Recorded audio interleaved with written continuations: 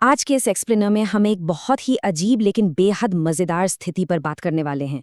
जरा सोचिए, जंगल का राजा शेर, सदियों से इसका मेन्यू फिक्स है, सिर्फ और सिर्फ कच्चा मांस।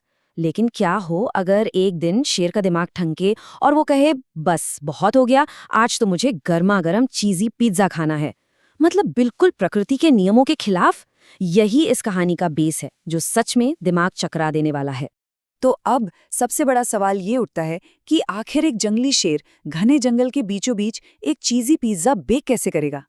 जाहिर है उसके पास कोई मॉडर्न ओवन तो है नहीं, ऊपर से चिलचिलाती धूप पड़ रही है, गर्मी से बुरा हाल है और शेर की पिज्जा खाने की जो क्रेविंग है वो बढ़ती ही जा रही है। यही इस पूरी कहानी की सबसे बड़ी मुसीबत है।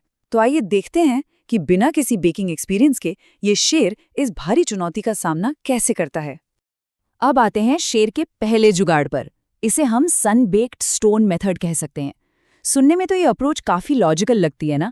शेर भाई साहब ने बड़ी मेहनत से पिज्जा का कच्चा बेस तैयार किया और उसे एक तपते हुए पत्थर पर रख दिया। उसका सोचना बड़ा सीधा था कि सूरज की इतनी भयानक गर्मी है तो पिज्जा तो अपने आप ही बेक हो जाएगा, एकदम नेचुरल तरीका। लेकिन बेकिंग इतनी भी आसान चीज नहीं होती। और यहीं पर उम्मीद और हकीकत का जो क्लैश होता है ना, वो सच में बहुत फनी है।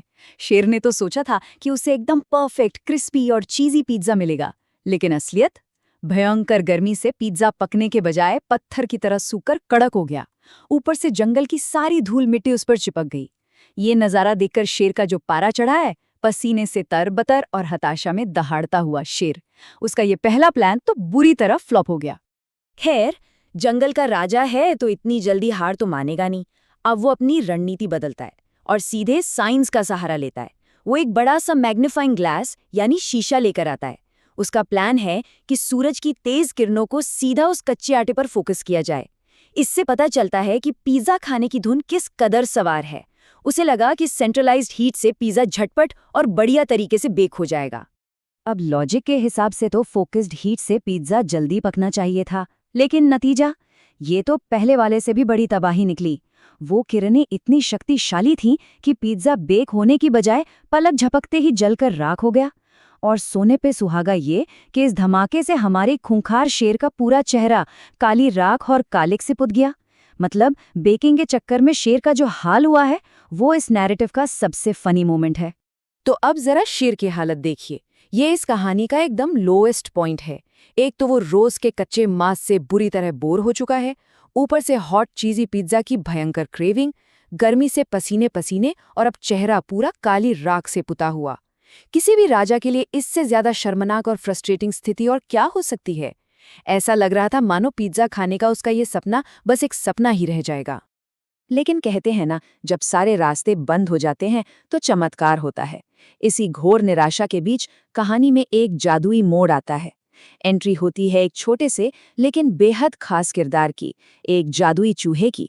ये नन्हा सा चूहा अचानक से कहीं से प्रकट होता है और इस राख से पुते परेशान शेर की मदद करने का फैसला करता है। अक्सर ऐसी कहानियों में सबसे अनएक्सपेक्टेड किरदार ही सबसे बड़ा सल्यूशन लेकर आते हैं।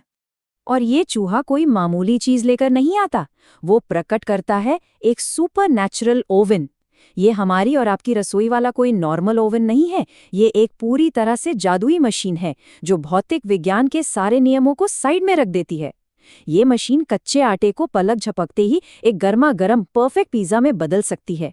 ये मैजिक और टेक्नोलॉजी का एक ऐसा अल्टीमेट कॉम्बिनेशन है जिसे देखकर कोई भी हैरान रह जाए। चलिए देखते हैं कि ये जादुई ओवन काम कैसे करता है। इसका प्रोसेस बिल्कुल 1 2 3 जितना सिंपल और बिजली की तरह तेज है। स्टेप 1, छोटे चूहे ने ओवन में कच्चा आटा डाला। स्टेप 2, बस एक पलक झपकी। और स्टेप 3, एक पूरी तरह से बेक किया हुआ चीजी पिज्जा बाहर। मतलब ना तो प्रीहीट करने का झंझट, ना लंबा इंतजार। ये इंस्टेंट ग्रेटिफिकेशन का सबसे बेहतरीन जादुई उदाहरण है। और हाँ, इसके साइज पर जरा गौर कीजिए। पूरे 10 फुट, कोई रेगुलर या लार्ज पिज्जा नहीं, बल्कि सीधा 10 फुट का विशालकाय पिज्जा। जैसे ही ये जादुई ओवन से बाहर आता है, इसके पिघले हुए चीज और शानदार मसालों की खुशबू पूरे जंगल में तेजी से फैल जाती है। शेर ने शायद अपनी कल्पना में भी इतने बड़े और शानदार पिज्जा की उम्मीद नहीं की होगी। और फिर शुरू होती है एक असली शाही दावत। शेर की तो मानो आंखें ही फटी रह गई। उसकी सारी थकान, फ्रस्ट्रेशन और वो चेहरे की कालिख सब इस 10 फुट के पिज्जा को देखते ही एक असीम खुशी में बदल गई। वो बिना एक भी सेकंड वेस्ट किए इस दावत पर टूट पड़ता है और हर एक बाइट को फुल एंजॉय करता है। फाइनली हमारे जंगल के राजा की वो नामुमकिन सी लगने वाली क्रेविंग पूरी तरह शांत हो जाती है। लेकिन ठहरिए, अगर हम सोच रहे हैं कि शेर का पेट भर गया और कहानी यहीं हैप्पी एंडिंग के साथ खत्म हो गई, तो ऐसा नहीं है। इस नैरेटिव में अभी एक बहुत ही मजेदार और अप्रत्याशित ट्विस्ट बाकी है।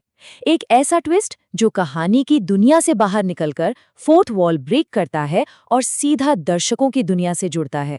तो चलिए देखते हैं ये कमाल का ट्विस्ट आखिर है क्या। और वो ट्विस्ट है ये रोता हुआ जादुई चूहा। जी हाँ, शेर तो पिज्जा खाकर मस्त है, लेकिन ये नन्हा जादुई चूहा अचानक दहाड़े मार मार कर रोने लगा है। क्यों? क्योंकि सोर्स मटेरियल के हिसाब से ये एक शानदार मेटा जोक है। चूहा इसलिए फूट फूट कर रो रहा है क्योंकि इस एक्सप्लेनर को देखने वालों ने अभी तक वीडियो को लाइक और चैनल को सब्सक्राइब ही नहीं किया है। मतलब पिज्जा बन गया, शेर का पेट भर गया, लेकिन बेचारे चूहे को उसकी मेहनत का इनाम ही नहीं मिला। ये दर्शकों का ध्यान खींचने का सच में एक बहुत ही क्रिएटिव तरीका है। तो आखिर में ये पूरी कहानी हमारे सामने एक बड़ा ही मजेदार सवाल छोड़ जाती है। क्या ये जादुई चूहा कभी रोना बंद करेगा, या फिर सब्सक्राइबर काउंट हमेशा यूं ही कम रहेगा? खैर, ये एक्सप्लेनर सिर्फ एक शेर की अजीबो-गरीब भूख की कहानी नहीं है, बल्कि ये भी दिखाता है कि कैसे कहानी सुनाने का मजेदार तरीका एक कॉल टू एक्शन को भी कितना एंटरटेनिंग बना सकता है।